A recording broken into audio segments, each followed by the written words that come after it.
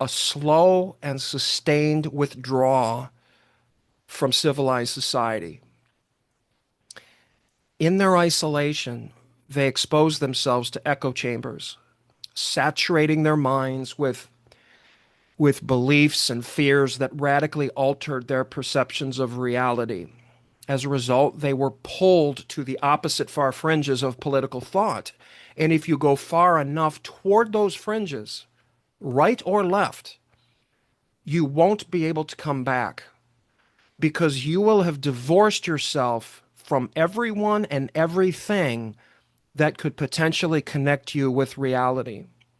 I'll give you an example that serves as a good analogy for what happens to people when they lose themselves and their connection to civilized society and to reality itself. If you've ever been to Stone Mountain in Georgia, just outside of Atlanta, you can take a cable car or a gondola up to the top of this enormous granite outcropping that rises about 500 feet above the surface level. It's really cool.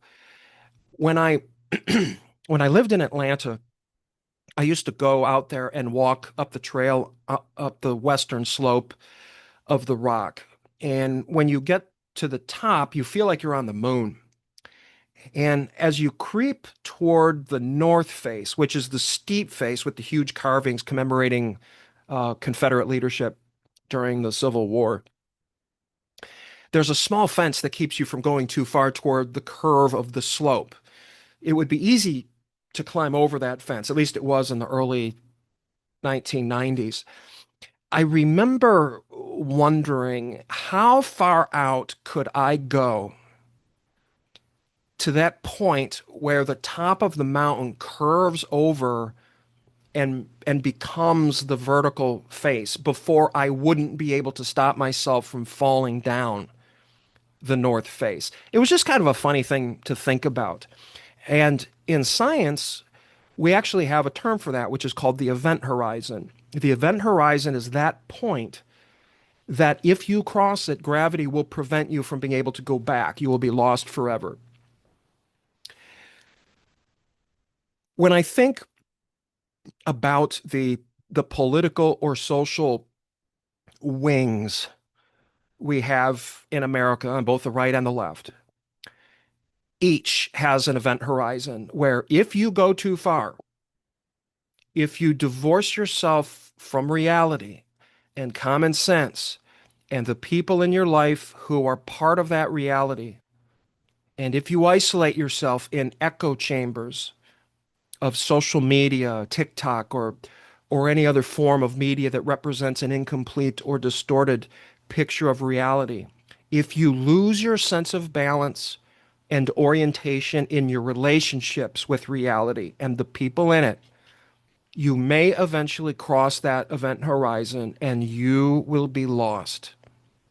Once you are lost, once you are no longer able to control your impulses or even distinguish your impulses from rational thought, you may reach a point where you decide it would be a great idea to murder a loving husband and father of two children.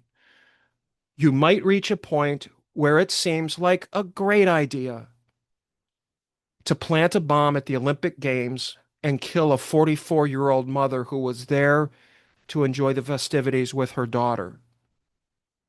I do not believe for a minute that Charlie Kirk deserved what he got or that he invited it upon himself. From what I can tell, he was a champion of conversation and welcomed a variety of people into meaningful conversations, whether they agreed with him or not.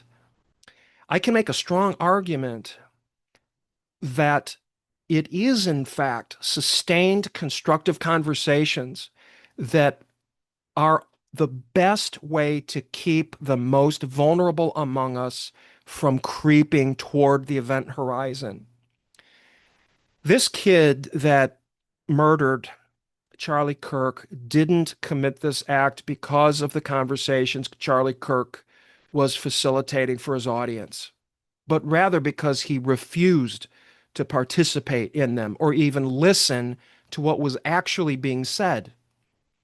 I think when all is said and done and the investigation is over and Charlie's body is laid into the ground to rest, history will show that his killer had no motive, no logical rationale for what he did.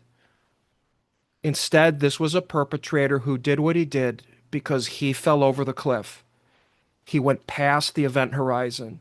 He lost his connection to reality. He fell prey to a fictitious and distorted understanding of who Charlie Kirk was and what he was actually trying to do. And so, like lost souls of the past who stepped past the event horizon, John Wilkes Booth, Lee Harvey Oswald, Timothy McVeigh, Ted Kaczynski, Eric Rudolph, and now Tyler Robinson, they became so lost to reality that they lost their ability to express themselves or formulate rational thoughts with even an ounce of logic. And so all that was left, the only conduit they had to channel their rage or their craving to have some kind of apparent relevance in their pathetic lives, was to carry out some of the most horrific acts of violence possible, to harm the most prominent people they might have access to, and to demoralize and crush the hopes of the followers these individuals touched.